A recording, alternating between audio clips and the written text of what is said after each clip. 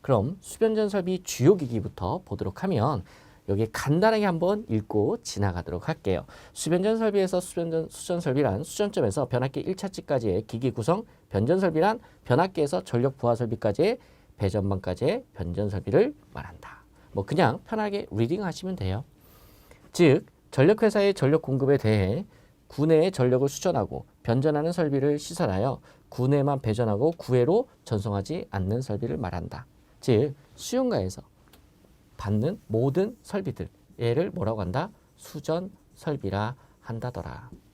그 다음에 수변전 전기 설비의 계획의 기본 원칙은 건축물의 사용 목적에 적합하고 안전해야겠죠. 신뢰도 높은 경제적 설비로서 장래 확장 계획을 고려를 해야 된다.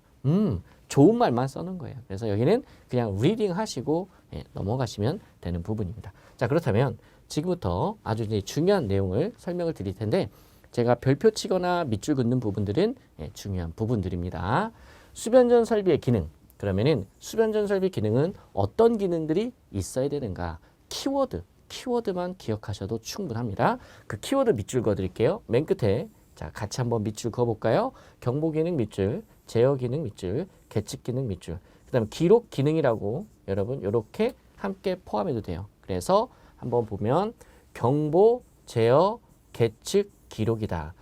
이러한 기능들이 갖추고 있어야 수변전 설비를 우리가 안전하게 경제성 있게 구축해서 우리가 운영할 수가 있는 거죠.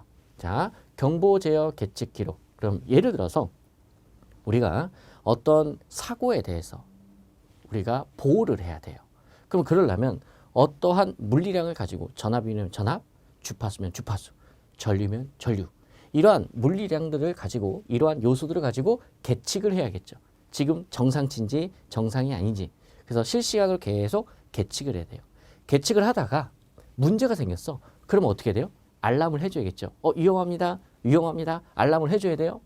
그리고 나서 그 알람을 해줬는데 이게 문제가 계속 지속이 돼. 아니면 돌발적인 사고가 났어. 그럼 어떻게 돼요? 그 돌발적인 사고를 제어를 해줘야겠죠. 그 시스템을 컨트롤을 해줘야 된단 말이에요. 그러니까 무슨 기능도 필요해요? 제어 기능도 필요하다라는 거죠. 그리고 이 모든 것들을 어떻게 돼요? 레코딩 해야겠죠. 그래야 그 다음번에 이 사고에 대해서 우리가 해석을 할 수 있고 이러한 사고들에 대해서 다시 재발하지 않게끔 방지 계획을 우리가 세울 수가 있는 거겠죠. 그래서 이렇게 스토리를 좀 생각해서 가볍게 보시면 되십니다. 저 같으면 이렇게 순서를 할 것 같아요.